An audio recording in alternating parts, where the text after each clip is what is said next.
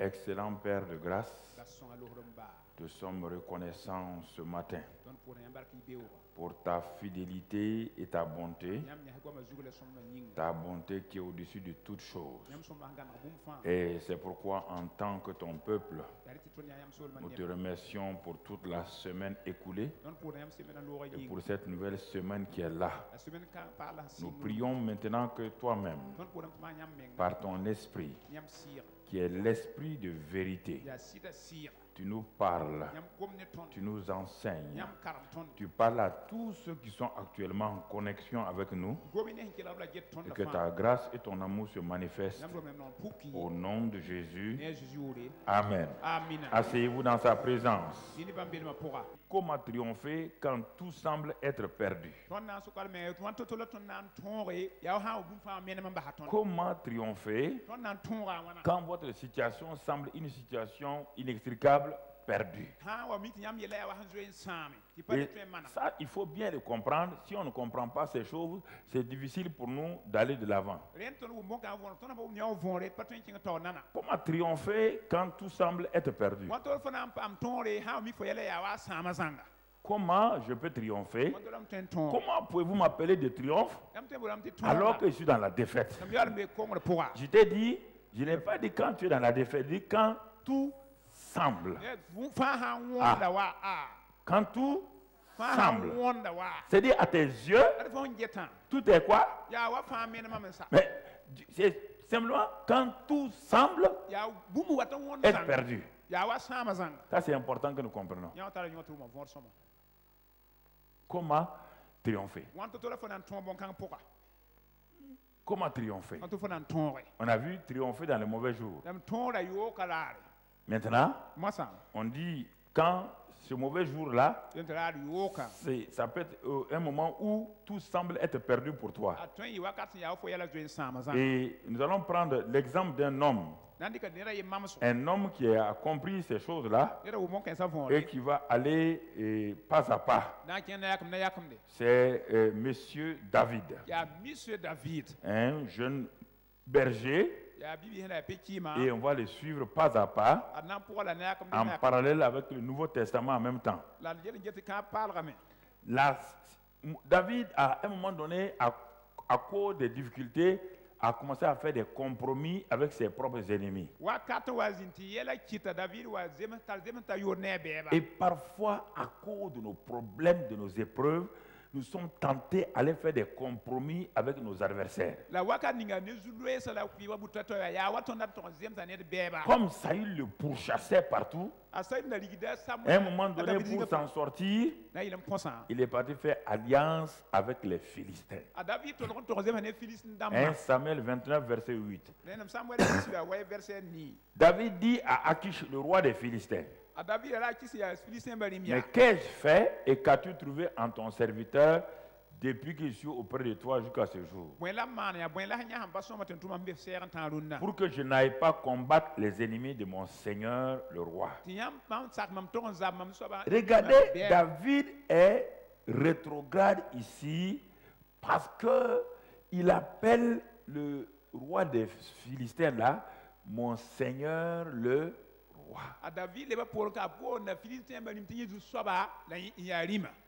Il y a des moments où quand rien ne va, nous partons faire des alliances contre nature avec les gens du monde et on les appelle chefs, on les appelle ceci ou cela et ça semble nous rapporter quelques fruits.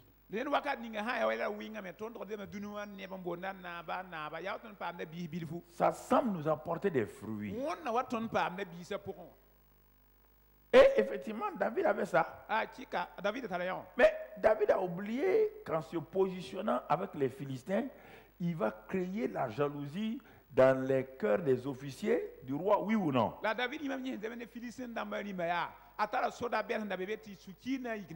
Depuis qu'il est venu, le roi ne parle que de David.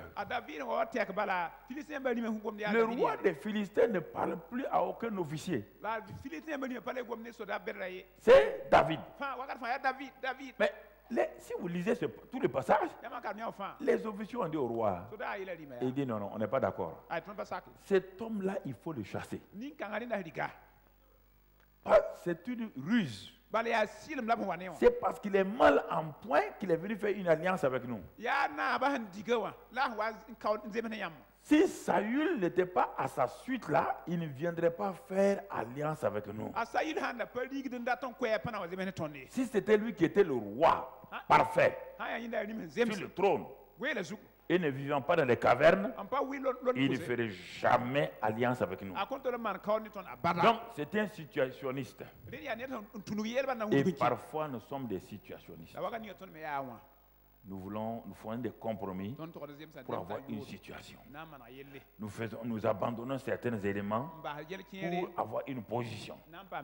Nous faisons semblant de fermer les yeux que là où on doit travailler là, ce n'est pas une bonne chose. Mais on ferme les yeux comme si on ne voit pas les choses mauvaises, comme si on ne voit pas les choses injustes. On dit quand même, aucun homme n'est parfait. Quand on prend des arguments comme ça, ça veut dire que nous sommes en train de faire comme David. Nous sommes en train de faire comme David. Et en allant de compromis en compromis, un jour David s'en va et il revient à ses disciples dans une ville appelée Siklag parmi les Philistins. Au lieu de t'occuper des affaires de ton Dieu, tu t'occupes des affaires du roi des Philistins. Alors, un autre groupe d'ennemis a été suscité et David vient chez lui dans 1 Samuel 30.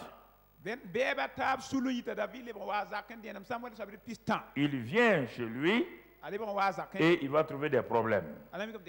Mais avant de continuer, je vais vous lire 2 Corinthiens 6 d'abord pour que vous compreniez ce dont je viens de parler en quelques mots. 2 Corinthiens 6, verset 14. Écoutez ce que la Bible dit. Ne vous mettez pas avec les infidèles sous un joug étranger. C'est ça que David a fait, oui ou non? Hein? Car quel rapport y a-t-il entre la justice et l'iniquité? Qui s'appelle justice? Hein? Qui s'appelle iniquité? Ok.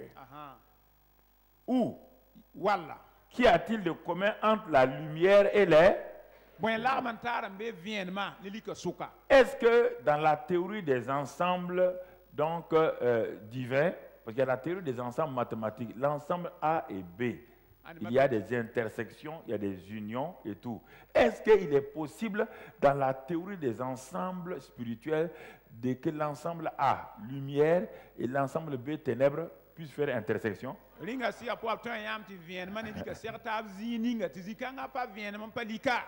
Non.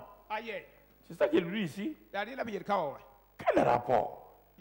Comment tu as pu, homme, toi qui es assis là, comment tu as pu là où tu es actuellement?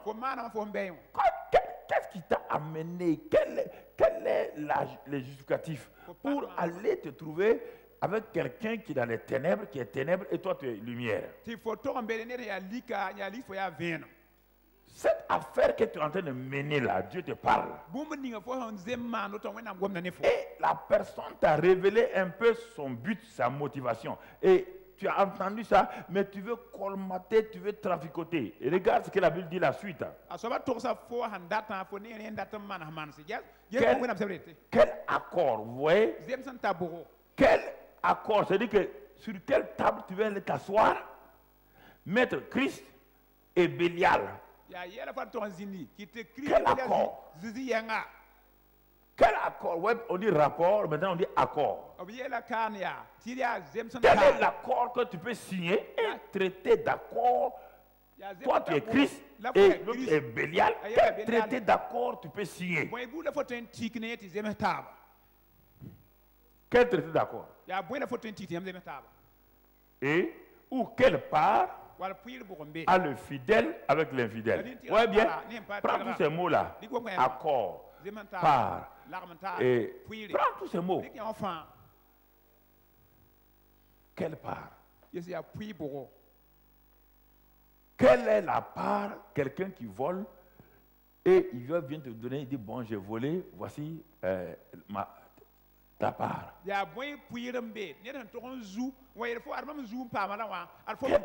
Quelle part a le fidèle avec l'infidèle? Continue mon frère. Quel rapport, vous voyez bien maintenant, y a-t-il entre le temple de Dieu et les idoles? Car nous sommes le temple du Dieu vivant. Comme Dieu l'a dit, j'habiterai et je marcherai au milieu d'eux. Je serai leur Dieu et ils seront mon peuple. Et qu'est-ce qu'il dit? C'est pourquoi Dieu dit, si tu veux triompher, sortez du milieu. Et ensuite faites quoi? Et ensuite, et quand tu auras fait ça, et je quoi? La suite, et je vous accueillerai. Voici notre texte ce matin. C'est ce que David a fait. Un homme bien aimé de Dieu, un homme fidèle, mais qui à cause de problèmes, à cause de difficultés, est parti se mettre en rapport avec Bélial, avec les ténèbres. Regarde ce qu'il va récolter. 1 Samuel 30, regardez ce qu'il va récolter. Tout juste quand il a fait ça, lorsque David arriva le 3e jour à Siklag avec ses gens, les Amalécites avaient fait une invasion dans le Midi, dans le sud. Et à Siklag, ils avaient détruit et brûlé Siklag. Après avoir fait prisonnier les femmes et tous ceux qui s'y trouvaient, petits et grands, ils n'avaient tué personne, mais ils avaient tout amené et s'étaient remis en route. Je tiens l'expression, ils avaient tout amené. Tout. Tous les biens de David. Sa famille. Mais Dieu n'a pas permis que quelqu'un meure. Et écoutez-moi, parfois Dieu nous enseigne. Dieu n'a pas permis que quelqu'un meure parce qu'il veut nous enseigner quelque chose. De ne pas nous liguer avec des gens. La grâce de Dieu a protégé toute la famille. Ils n'ont pas trouvé un cadavre dans Siklag. Ils ont trouvé seulement le feu qui a détruit les maisons, les tentes. Ils ont trouvé que tout leur bétail est parti. Ils ont tout amené. Et ça, c'est extraordinaire. Dieu a permis que l'armée ennemie amène tout. Normalement, une armée ne fait pas comme ça. Une armée détruit tout. Ça veut dire que Dieu veut enseigner quelque chose à David pour qu'il comprenne. Et vous et moi ce matin, Dieu veut nous enseigner qu'il y a des compromis que nous faisons. Ces compromis-là, nous devons savoir que ces compromis ne plaisent pas à Dieu. Et ça va nous amener, au lieu de nous amener dans le meilleur, ça nous amène dans le pire. Maintenant, est-ce que les Philistins sont venus aider David? Dans cette situation, ils sont venus? Ceux avec qui tu fais des compromis, quand tu as une difficulté, ils sont les premiers à te critiquer. Ils sont les premiers à te dire voilà. Ils disent qu'ils sont chrétiens. Voilà ce qui leur arrive. Voilà leur problème. Voici ce qui leur arrive. David est arrivé. Son armée, les vaillants hommes là sont arrivés. Des gens qui combattent. Mais quand cette situation vous arrive, qu'est-ce qui va se passer? Et quand ils arrivent, elle était brûlée, la ville, et leurs femmes, leurs fils étaient amenés. Et étaient amenés captifs.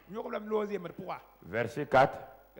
Alors David et le peuple qui était avec lui élevèrent la voix et pleurèrent jusqu'à ce qu'ils n'eussent plus la force de pleurer.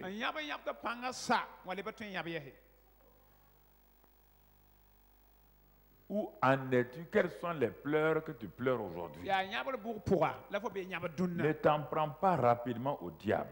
Écoutez-moi, frère. Ne t'en prends pas rapidement au diable. Ici, là, qu'est-ce qui est arrivé? Il est en train de chercher des victoires qui n'ont rien à voir avec les victoires que Dieu lui dit de faire. Si tu ne te préoccupes pas de ce que Dieu t'a dit, l'ennemi va venir derrière toi. La Bible dit que l'ennemi rôde, il cherche qui va détruire. Ça veut dire quoi? Détruire, ça ne veut pas dire obligatoirement te tuer toi-même. Tes affaires, ta famille, ton avenir. C'est ça que l'ennemi veut. C'est ça que l'ennemi veut. Et voici la situation. Ils se sont mis à pleurer jusqu'à ce que des hommes, des soldats vaillants ont pleuré. Et ils ont voulu pleurer, aucune larme ne sortait plus. Tout leur corps était vide de larmes.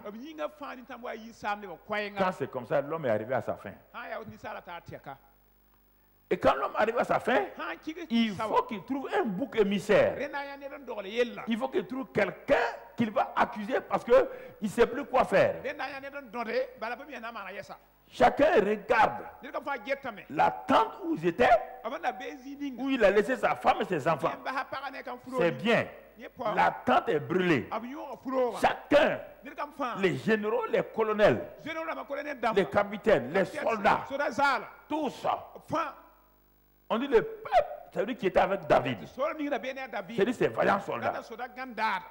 Tout est parti. Quelle est la situation que tu traverses ce matin, toi qui es en contact avec nous, soit directement ou ici au TBI? Mon frère, ma soeur. Alors, le verset 6. Le verset 6. David fut dans une grande angoisse. Une grande angoisse a saisi l'âme du vaillant héros de Dieu. Quelle est l'angoisse? Quelle est aujourd'hui la déception qui anime ton âme ce matin? Toi qui es en contact avec nous.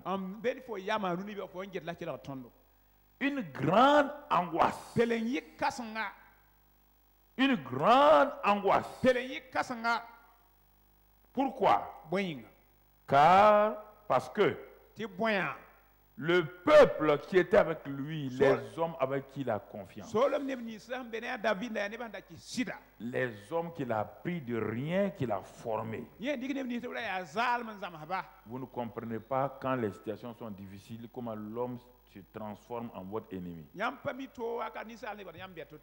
Pour eux, si David n'avait pas fait ces aventures guerrières-là, s'il les avait laissés tranquillement à Siklag, ils ont dit à David, même les gens du roi philistin avaient raison, ils ont dit de ne pas te mêler de nos affaires. Si on les avait écoutés, on serait avec nos familles ici. David est entré dans l'angoisse parce que ses propres champions se sont retournés contre lui et il ne peut pas échapper. Ces champions qui vont détruire d'autres frères de Goliath, ces champions qui, avec une lance, maîtrisaient des centaines de gens, David est au milieu d'eux. Il sait qu'il est un homme cuit. Il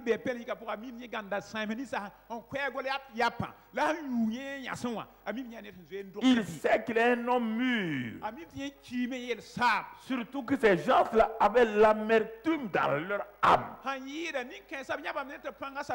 La mort de David n'était plus rien devant eux. Quand l'amertume est dans l'âme de quelqu'un, s'il ne se débarrasse pas de ça vite, ce sera la catastrophe. L'amertume est le bras spirituel du meurtre qui va venir bientôt. Frères et sœurs, David est là. Il n'ose même pas regarder. Ces champions-là ont ramassé des cailloux. Ils ont leur épée. Ils ont trouvé que c'est peu. Ils veulent le lapider. Ils veulent lapider. Écoute-moi. La lapidation n'est pas purement physique. Elle est aussi morale.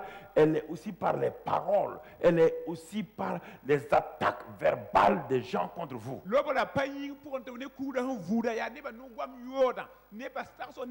Vous entendez toutes sortes de choses qu'on envoie, des cailloux spirituels, des cailloux moraux qu'on envoie sur vous. Non seulement ils ont des épées,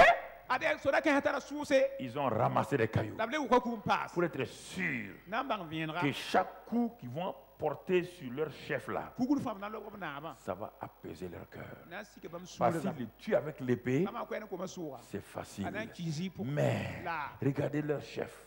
Envoyez un caillou sur sa tête. L'homme la titube. Envoyez un deuxième caillou. Il est à genoux. Envoyez des cailloux jusqu'à l'enterrer sous des cailloux. Quand l'âme est dans l'amertume, l'âme ne comprend plus rien. Elle veut tuer et tuer et tuer. C'est pourquoi, frères et sœurs, cette année est une année charnière, une année importante si nous ne comprenons pas. Une année charnière. Parce que nous avons fait trop de compromis. Compromis financiers, compromis des amitiés sans tête ni queue. Et certains sont dans des compromis parce qu'ils ont voulu se marier. Dieu leur a parlé de ne pas se marier. Vous êtes mariés, aujourd'hui vous êtes comme David dans l'angoisse.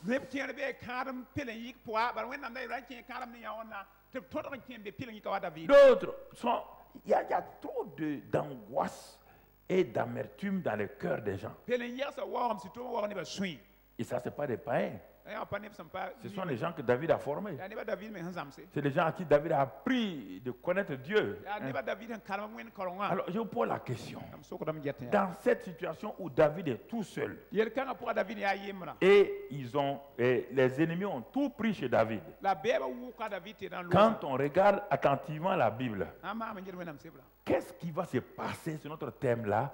Comment triompher quand tout semble perdu? Je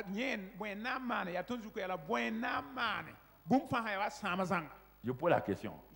Ici, David, là, il a perdu, il semble avoir perdu sa famille. Tout. Il est au milieu et il est arrêté, il regarde. La Bible dit quelque chose va être important.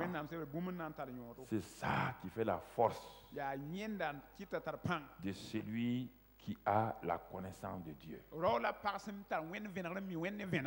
Est-ce que David a le temps de prier? Est-ce qu'ils vont lui donner le temps de prier? Il restait quoi, selon vous? David avait tout. On a dit, disons, tout amené. Il a tout perdu. Il restait quoi, David? Qui peut me dire? Il restait quoi? Il restait Dieu. Écoutez-moi. Si vous ne comprenez pas ce secret-là, vous allez avoir des problèmes. Quand tout est contre vous, quand tout semble être chose, quand vous avez tout perdu, il vous reste qui? Mais très souvent, est-ce que vous croyez ça? Non, pour beaucoup d'entre vous, il reste la prière. C'est ça qui vous reste? David veut prier ici. Il y avait deux choses qui restaient à David, un élément naturel et un élément spirituel. Le premier élément spirituel, c'est Dieu. L'élément naturel, c'est sa propre vie. C'est ça qui le restait. Sa vie et Dieu. Ça, c'est important. C'est la première réaction. Si vous voulez triompher quand tout semble être perdu, si vous voulez triompher, au moment où vous ne pouvez même pas, est-ce qu'il peut prier? Un homme aussi angoissé, il peut prier? Quelle prière il va faire? Pourquoi vous voulez vous acharner à prier alors que vous n'avez dit aucun son ne va sortir? Aucun. Quel est le son qui va sortir? Vous allez dire quoi? Si ce n'est pas des cris, oh Dieu, pourquoi? Pourquoi ça m'arrive? C'est pas ça? Ça c'est prière?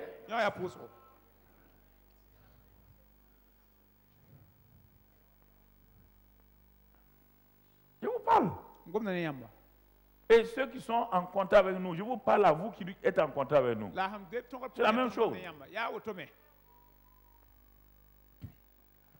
Vous êtes dans une situation terrible. Et vous posez la question, comment vous en sortirez? Mais l'élément fondamental de la vie de David, c'est que, regardez la suite du verset, qu'est-ce qu'il est dit? Mais David reprit courage. Comment cet homme-là a-t-il pu reprendre courage? Qu'est-ce qui s'est passé? Il est dans l'angoisse. Il est entouré par des gens remplis d'amertume. Son épée ne peut rien. Lui-même, il a perdu sa famille. On dit David reprit courage en s'appuyant sur l'Éternel. Cette expression est une expression très importante dans l'Ancien Testament et son transfert dans le Nouveau Testament, c'est ça qu'on est en train de dire, être en Christ et Christ en... Est-ce qu'il voyait l'Éternel? Hein?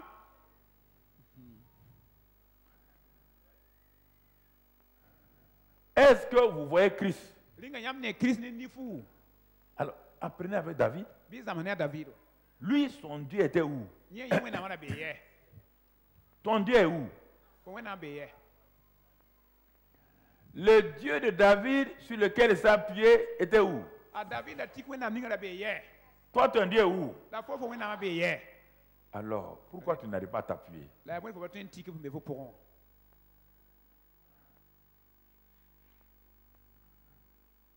Lui, encore, en plus, lui, il est en danger de mort. Toi, tu n'es pas en danger de mort.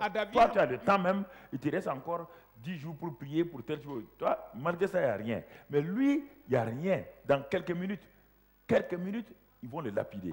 Comment a-t-il fait? Comment le gars a fait rapidement?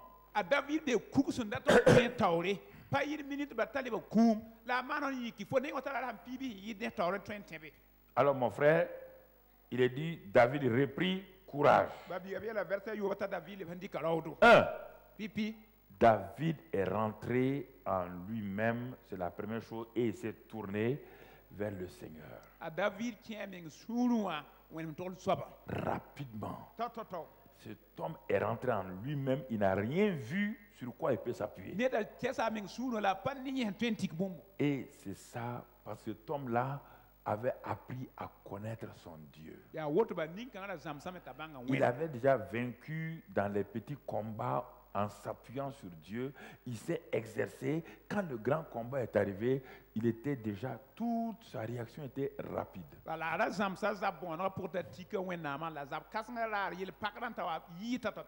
Il nous a dit comment il s'est entraîné avec l'ours et le lion. On le voit comment il confrontait Goliath en s'appuyant toujours sur qui? Hein?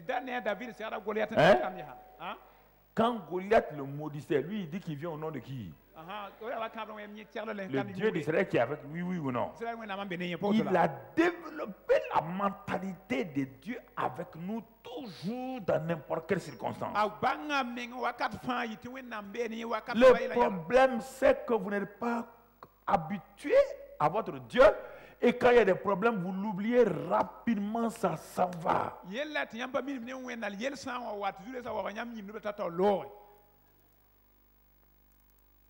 Ça s'en va.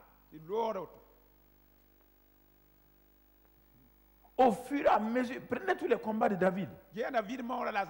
Chaque fois, il parle à Dieu. Chaque fois, deuxième élément. Dans le psaume 139, David dit, où puis-je aller loin de lui? Je ne peux pas m'éloigner de son esprit. Ouais, comment lui, il comprend le Saint-Esprit? Le Saint-Esprit n'est pas en lui. Mais le monsieur avait compris la réalité du Saint-Esprit. Dans le psaume 131, il dit, mais je ne peux pas m'éloigner de lui.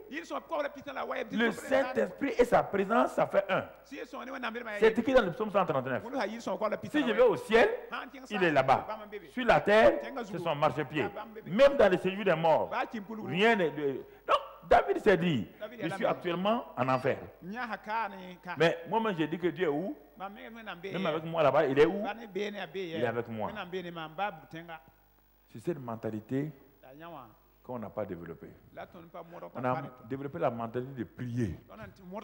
Quand ça ne va pas, on prie. Tu peux prier quand tu as encore le pouvoir de prier.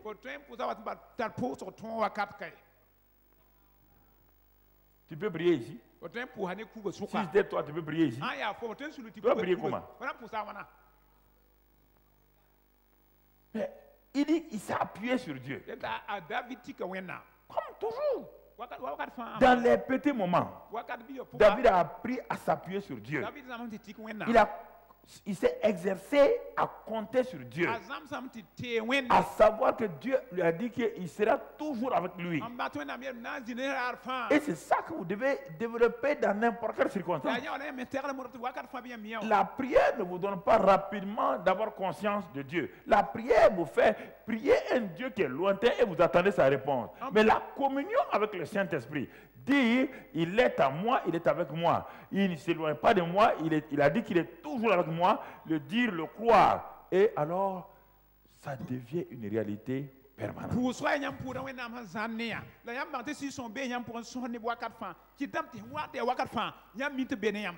C'est pourquoi partout il dit je suis avec vous. Quand Jacob fuyait, il dit je serai avec toi là où tu iras, je te ramènerai. Il dit à Josué, je suis avec toi comme j'étais avec Moïse. Il dit à Abraham, va, je suis avec toi.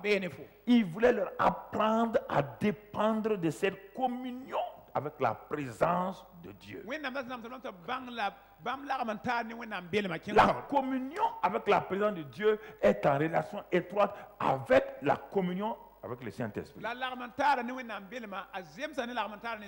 Et au fur et à mesure que tu es conscient de la présence du Saint-Esprit en toi, et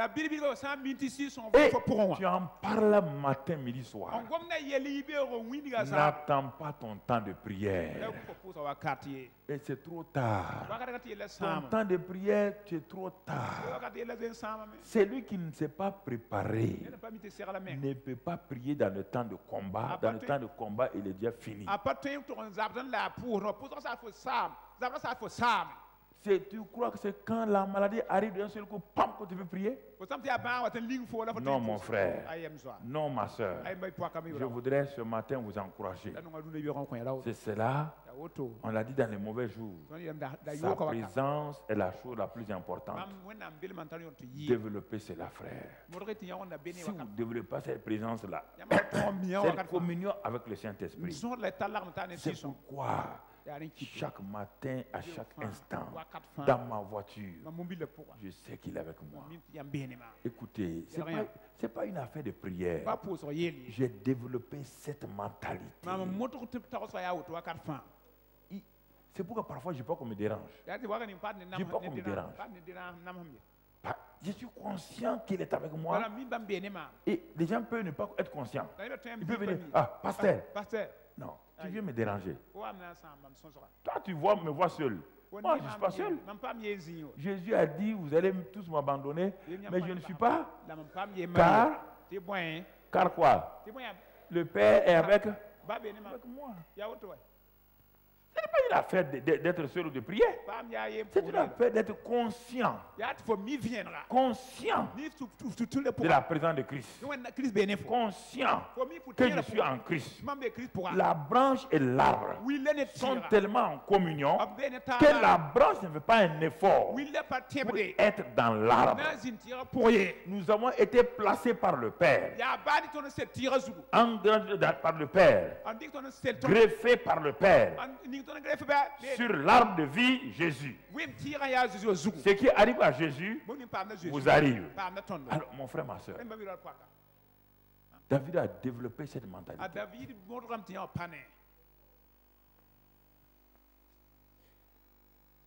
C'est parce que nous avons développé cette mentalité traditionnelle de prier, prier pour tout là, que nous ne sommes pas conscients que Dieu est là. Parce qu'avant que nous finissions de prier, la peur nous a envahis. Alors si la peur nous a envahis, la foi fait quoi? La foi part par là. On n'est pas conscient. On n'est pas conscient. Mon frère, ma soeur, il sait que Dieu, tu peux lire dans le psaume 139 plus tard, j'ai noté quelques passages seulement. Le psaume 34. David savait autre chose, le psaume 34, verset 6. Quand un malheureux crie l'Éternel, et il le sauve de toutes ses... Alors, David est dans une détresse, oui ou non? Il sait que le Dieu qu'il a appelé, qu'il a oint là, est un sauveur, le sauve de toutes ses... Ça, c'est une détresse, oui ou non? Toi, tu n'as pas développé cette connaissance de Dieu. Tu as un petit Dieu.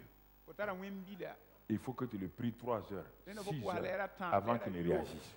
Ça sera trop tard. Si David voulait prier 3 heures, on va l'enterrer.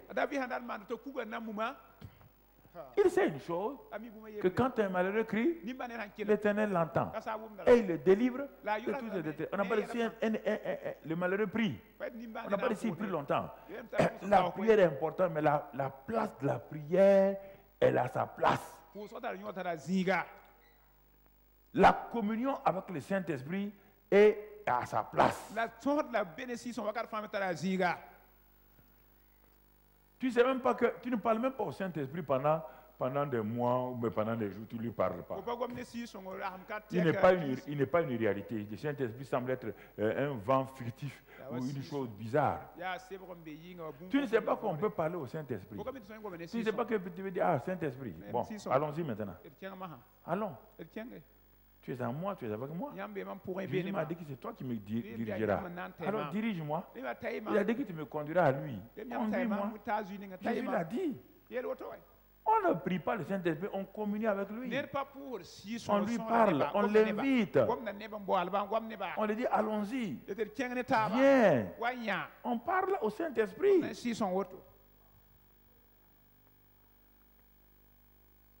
Mais toi, il faut que tu attendes ton temps de prière avant de parler à Dieu. Ton temps de prière, c'est une fois toutes les 24 heures. En dehors de ça, tu es conscient du monde. Tu es conscient des paroles négatives.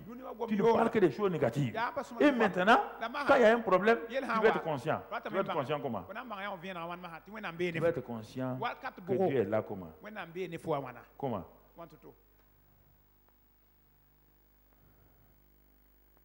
Tu es conscient que ton mari est mauvais. Tu es conscient que ta femme, ça ne va pas du tout. Tu es conscient que c'est ton patron qui est contre toi. Toi, tu es conscient que des choses. Tu es conscient qu'il te manque l'argent. Tu es conscient qu'il manque l'essence. Tu es conscient qu'il te manque des chaussures. Toi, tu es conscient de tout ce qui te manque. Quand un problème vient, tu vas appeler Dieu comment?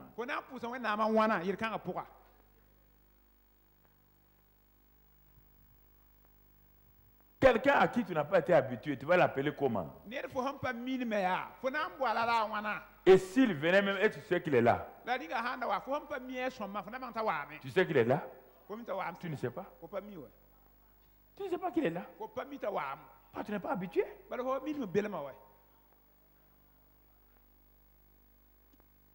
La communion avec le Saint-Esprit.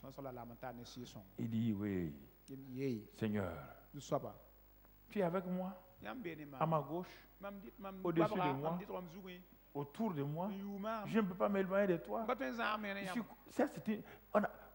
Quand on dit ça, quand on dit communion là, les gens croient, parce qu'ils ont été habitués à des attitudes, vraiment, quand on dit communion,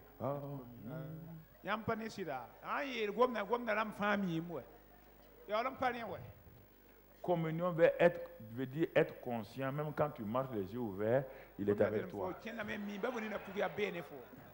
C'est pourquoi il a dit, même dans le feu, il est. Comment Daniel est entré dans la fosse au lion s'il ne sait pas que Dieu est avec lui? Vous croyez qu'ils sont fous? Je vous pose la question. Réfléchissez. Et quand tu lis ces histoires, tu crois que c'est vrai. Les gens aussi inventent un peu. Comment 3 amis, ils voient le feu qui est très très très fort, le feu est chaud. On dit, regarde le feu, hein? On va vous jeter là-dedans. Ils ont dit, il n'y a pas de problème. S'ils ne savent pas que Dieu peut être dans le feu là, ils vont accepter. Ils allaient faire un compromis. Ils ont développé quoi? Quand le roi leur disait, on ne prie pas ici, et ils prient. Quand le roi disait, venez manger à ma table, on dit, on ne mange pas. Ils étaient conscients de Dieu. Et quand tu es conscient de Dieu, quand le feu arrive, Dieu est dans le feu. Quand la fosse au lion arrive, Dieu est dans la fosse au lion. Si tu n'es pas conscient, tu vas prier. Avant de finir de prier, ta jambe est partie comme Michoui dans la boue des lions.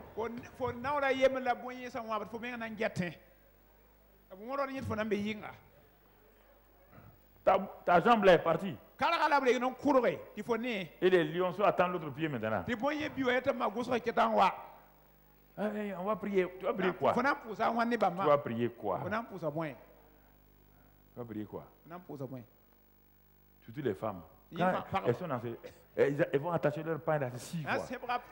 Tu as déjà attaché ton pain. Laisse ton pain.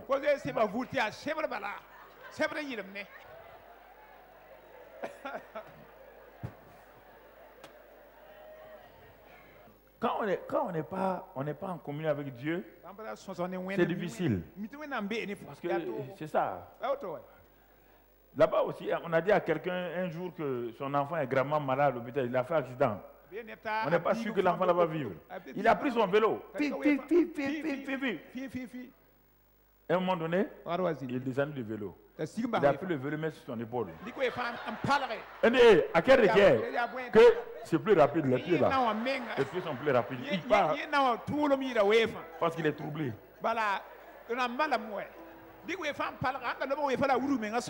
Non, il a trouvé peut-être le vélo là. C'est là. Il a pris le vélo, mettre ici, et puis il part maintenant. Écoutez, quand on dit qu'il faut prier là, c'est bien. Moi, je suis d'accord. Mais si tu n'es pas conscient que Dieu est là, David va faire quoi ici là? Dis-moi, il va faire quoi? S'il ferme ses yeux, il dit notre Père. Il a dit quoi? Ton Père, comment? Amène-nous nos femmes et nos enfants. Oui ou non? Rapidement. Le gars s'est souvenu que l'Éternel est présent. Il s'est souvenu que quand le malheureux crie seulement, il est là, il est délivré de ses détresses. Il s'est souvenu que même dans le feu, il était là. Il s'est souvenu de toutes ces choses-là. Regardez, il reprit courage. Comment? Et tu l'entends parler? Et tu l'entends chanter? Il reprit courage comment? En faisant passer ces choses en lui. Il est dit dans Jérémie, Lamentation de Jérémie, de faire passer ces choses dans ton cœur. Faire passer. Il a commencé à faire passer ces choses dans son cœur. Il a commencé à faire passer ces choses dans son cœur. Mon frère, ma soeur, qu'est-ce qui va se passer? Dans son psaume 56, verset 3. 56, 3. Quand je suis dans la crainte, en toi je me confie. Parce qu'il était dans la quoi? Dans la crainte. Il s'est confié à qui? Je me confie en toi. Verset 4. Je me glorifierai en Dieu en sa parole. Je me confie en Dieu. Je ne crains rien. Que peuvent me faire les hommes? Voici tous les secrets de David chaque fois. Il a regardé ses hommes. Il a regardé à son Dieu intérieurement. Il est arrivé à la conclusion qu'entre Dieu et les hommes, il n'y a pas match. Mais en ce temps, quand il faisait ça, ça influençait ses soldats, oui ou non? Quand ils ont vu leur patron qui a arrêté de pleurer, ils ont vu que sa contenance a changé. Ils ont vu que l'homme prend courage. Et vous croyez qu'ils ont continué à lever les cailloux? Hein? Votre confiance dans Dieu commence à impacter les gens. Votre confiance en Dieu commence à convaincre les gens que votre Dieu est réel. Votre confiance en Dieu commence à parler au cœur des gens. Frères et sœurs, allons retourner dans 1 Samuel 30. Et regardons les versets 7 et 8. 7 et 8. Et qu'est-ce qu'il va faire? Maintenant, quand il a repris courage, il va ouvrir sa bouche pour parler. Il va dire au sacrificateur Abiatar, fils d'Achimelech, apporte-moi donc l'éphod. Et l'éphod, c'est ce qui était là et par lequel on consultait Dieu. En ce temps-là, on consultait Dieu à travers l'éphod.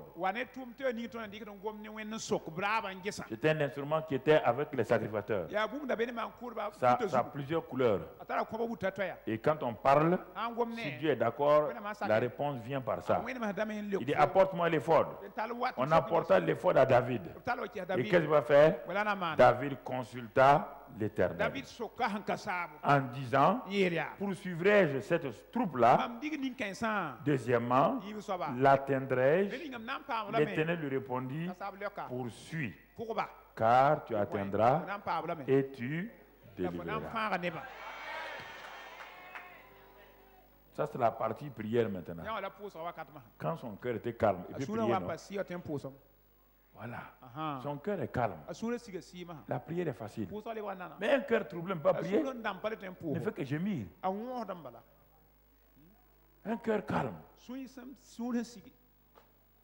Il demande, bon, maintenant. Donc, mes gars, ça va? Ils ont dit, chef, ça va. Comment on t'a vu, tu as repris là? Ça va. Bon, il dit, ok, on va passer à la prière maintenant.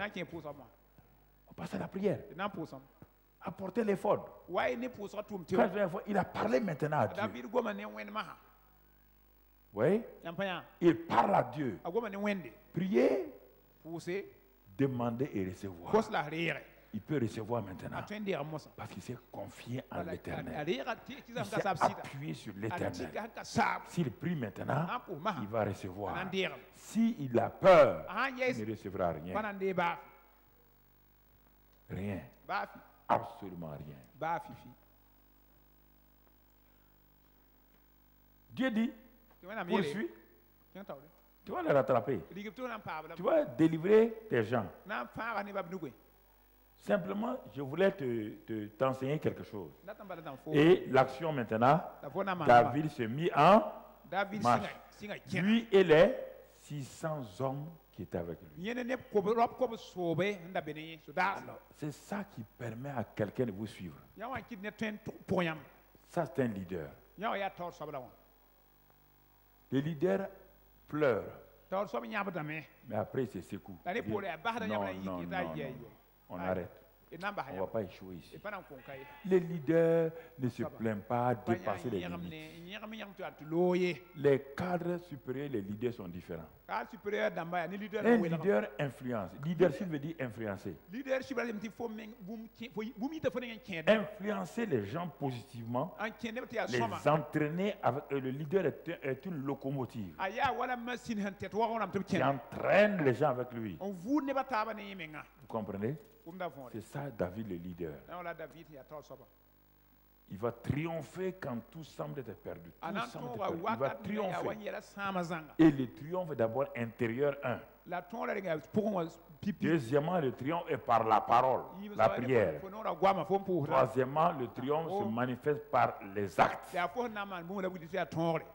Dieu a déjà donné le triomphe.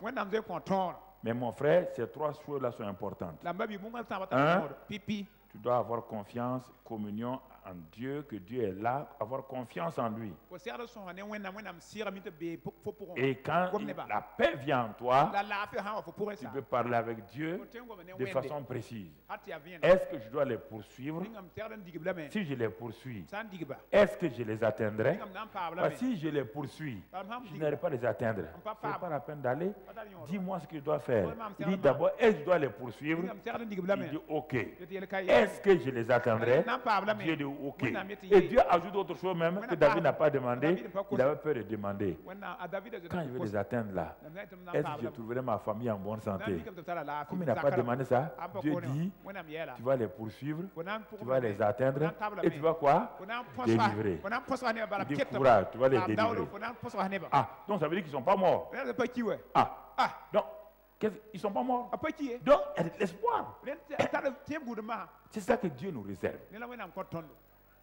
Comprenez? C'est ça, si vous comprenez ça, vous allez avancer. Dieu n'est pas là contre nous pour nous détruire. Il n'est pas là pour nous détruire, frères et sœurs.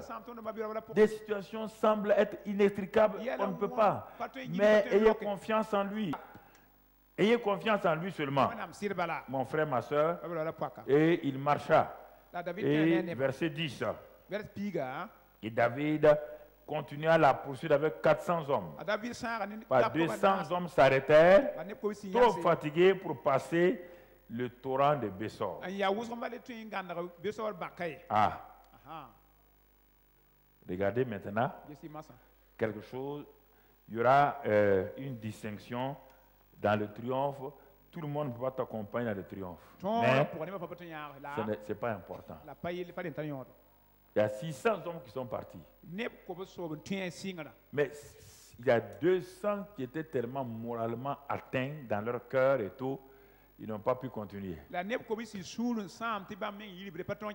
N'oubliez pas que l'armée originale de David, c'était combien de personnes? Hein? Combien de personnes qui sont allées dans la caverne? 400 hommes. Maintenant, ils sont combien?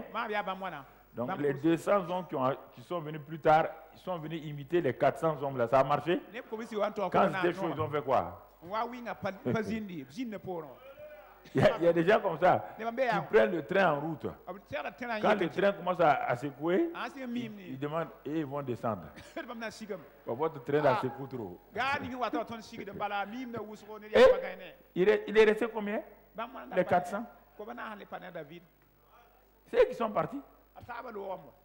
Mais regardez quelque chose. Dans la vie, il ne faut jamais condamner les gens. Les descendants sont restés. On dit bon, vous allez surveiller les bagages. Ils ont dit il n'y a pas de problème. Ils sont devenus des soldats maintenant en surveillant des bagages. Ils ont surveillé. David est parti. Quand il est parti, qu'est-ce qu'il a fait? Il va battre les Amalécites. Il va les battre. On voit verset 16 à 18. 30, 16 à 18. Il lui servit, et bon, il a pris quelqu'un sur la route qui lui servit de guide. Voici les Amalécites étaient épandus sur toute la contrée, mangeant, buvant et dansant, à cause du grand butin qu'ils avaient enlevé du pays des Philistins et du pays de Juda. David les battit depuis l'aube du jour jusqu'au soir du lendemain. Et aucun d'eux n'échappa, excepté 400 jeunes hommes qui montaient sur des chameaux et s'enfuirent. David sauva tout ce que les Amalécites avaient pris et il délivra aussi ses 2 femmes. Et il leur manqua personne, ni petit ni grand, ni fils ni fille, ni aucune chose du butin, ni rien de ce qu'on leur avait enlevé. David ramena tout. Amalek a tout amené, David a tout ramené. Que tout ce que Satan a volé dans ta vie soit ramené au nom de Christ Jésus. Tout ce que l'ennemi a volé dans ta vie soit ramené au nom de Christ Jésus. Tout ce que l'ennemi a volé, je commande à l'esprit de vol, l'esprit de destruction. Ton pouvoir est brisé au nom de Christ Jésus. Tu ramènes les biens des enfants de Dieu au nom de Christ Jésus. Et tu ramènes cela au septuple au nom de Christ Jésus. Ce matin, si c'est ta santé que Satan a volé, je commande d'enlever sa main sur ton corps au nom de Christ Jésus. Que l'esprit de bénédiction et de bonne santé vienne sur toi au nom de Christ Jésus. si ton foyer qu'il est en train de détruire, l'esprit de division, l'esprit de divorce, je vous réprime au nom de Christ Jésus. Et ce foyer est restauré au nom de Christ Jésus. La mésentente familiale, je commande à l'esprit de mésentente de libérer maintenant votre famille au nom de Christ Jésus. Je commande maintenant tout ce que Satan a volé financièrement. Il a volé tes finances et l'a caché. Maintenant qu'il restitue cela au nom de Christ Jésus. Il a volé ton succès. Maintenant il restitue ton succès au nom de Christ Jésus. Il a volé tout ton élévation. Je commande de libérer ton élévation. Et que tu sois élevé par le Seigneur au nom de Christ Jésus. Que la grâce de Dieu ce matin-là repose sur toi. Car le Seigneur Dieu est puissant. Écoutez, on va terminer maintenant. Le verset 24. David est revenu. Et qu'est-ce qu'il va faire? Quand il est revenu au verset 24, on lit, et qui vous écouterez dans cette affaire? La part doit être la même pour celui qui est descendu sur le champ de bataille et pour celui qui est resté près des bagages. Ensemble, ils partageront. Alors, mon frère, ma soeur, ne sois pas égoïste. On doit partager. Ne dis pas, vous combattez tous les jours. Il y a des gens qui viennent jamais à la prière. Ce sont les gardiens des bagages. Il faut quand même avoir compassion pour partager avec eux. David dit, c'est pas la peine de se fatiguer. Nous sommes allés, Dieu nous a aidés. On a ramené leurs biens. On a ramené leurs femmes. On a ramené... Est-ce que vous comprenez? Les gens étaient fâchés. Ils ont dit à David, ces gens qui sont restés là, il faut laisser leurs femmes là-bas. Ils n'ont qu'à venir chercher. David dit non, c'est pas bon. L'amour fraternel fait que vous partagez. L'amour fraternel fait que vous avez compassion des plus faibles. L'amour fraternel fait que les plus forts soutiennent les faibles. L'amour fraternel fait que vous ne repoussez pas les autres. Mon frère, ma soeur, si vous comprenez, David a tout perdu. Amalek a tout amené. David a tout ramené. C'est ta vie. Dans ces situations-là, rien ne va manquer à ta vie. Tout ce que Dieu a prévu dans ta vie, là, tu vas l'accomplir au nom de Jésus. Même si Satan te touche un peu, ne t'inquiète pas. Tu vas tout ramener au nom de Jésus. Il suffit que tu fasses comme David. Tu t'appuies sur lui, tu communies avec le Saint-Esprit, tu parles la parole et tu acceptes d'aller en marche, d'aller et d'amener tout le monde avec toi. Même si ceux qui ne t'ont pas accompagné, ceux qui ont défailli sur la route, ceux qui t'ont trahi sur la route là, ce n'est pas un problème. Laisse Dieu, bénis-les et tu verras Dieu se manifester. Et tu verras la gloire de Dieu se manifester. Et tu verras la louange de Dieu se manifester. C'est pourquoi ce matin, mon frère, ma soeur, remercie le Seigneur. Commence à le remercier, parle en langue. Remercie-le ce matin. Que la grâce de Dieu soit avec toi. Remercie-le, remercie-le, remercie-le. Remercie-le, remercie-le, remercie-le. Remercie-le, remercie-le, remercie-le. Remercie le Seigneur. Que la grâce de Dieu soit sur toi. Que sa paix soit sur toi. Dieu te dit que tu ne peux rien perdre. Que Dieu ramène tout. Tout ce que Satan a pris, dis-lui de ramener ça. Dis-lui de le ramener, ramener. Au nom de Christ Jésus. Car toi, tu ne peux pas perdre. Tu es dans la position de gagnant. Tu es dans la position de triomphateur. Tu es dans la position de celui qui a toujours gagné. Car en Christ, tu as la victoire. Car en Christ, tu as le triomphe. En Christ, tu as tout pleinement. N'aie pas peur, mon frère ni ma soeur. Satan ne peut pas te détruire. Sinon, il l'aurait fait il y a longtemps. Rends grâce et prie en langue. Rends grâce et prie en langue. Rends grâce et prie en langue. Rends grâce et prie en langue. Remercie le Seigneur. Bénis le Seigneur. Exalte le Seigneur. Magnifie le roi des rois. Élève son nom. Élève son nom. Élève son nom. Zekba.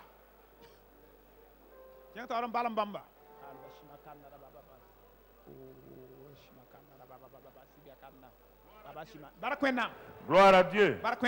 Gloire à Dieu. Gloire à Dieu. Gloire à Dieu. Gloire à Dieu. Mon frère, ma soeur, le Seigneur est avec toi ce matin. Sa grâce est avec toi ce matin-là. Sa grâce repose sur toi ce matin-là. Lève tes mains maintenant. Dis avec moi, Seigneur, c'est mon année de triomphe en Christ. Quelles que soient les situations qui semblaient des situations perdues, je sais une chose. Je ramène tout par ta grâce. Et ta grâce est sur moi. Cette année, quelles que soient les difficultés, les épreuves, tu me fais traverser celle-ci. Et je suis plus que vainqueur.